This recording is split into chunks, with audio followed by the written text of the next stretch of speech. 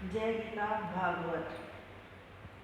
नारद बोले, हे व्यास जी, आकाशवाणी होने के पश्चात किसी एक अदृश्य शक्ति ने मुझे एक वीणा दी। उस वीणा को लेकर मैं श्री भगवान का कीर्तन करने लगा। जिस समय मैं श्री हरि कीर्तन में आत्मविभोर हो जाता था, उस समय अपने मन में इस प्रकार सोचा करता था कि श्री नारायण ने मुझे दूसरे जन्म में अपना दर्शन देने के लिए कहा है। वह शुभ समय कब आएगा जब मेरा यह शरीर छूटेगा और मैं प्रभु के मनोहर दर्शन प्राप्त करूंगा। इसी प्रकार इच्छा करते करते समय मेरा शरीर शांत हो गया। उस पंचभौतिक शरीर से पृथक पृथक होने के पश्चात मैं हरि का पारदस्त हुआ।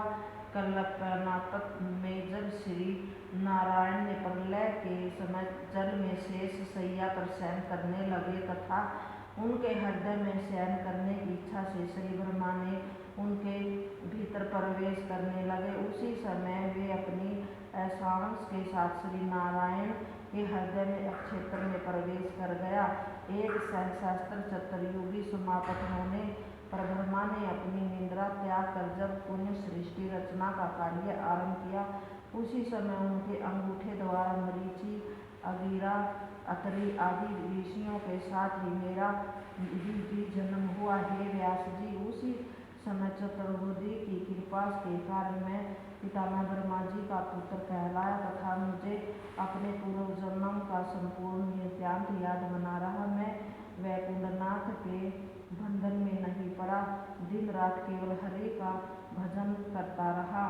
जब उस हरि कीर्तन का यह प्रभाव था कि जिस समय मैं श्री श्याम सुंदर का स्मरण करता था, उसी समय वे परम प्रभु मुझे इस प्रकार दर्शन देते थे जैसे किसी का निमंत्रण किया हुआ अतिथि अचानक आ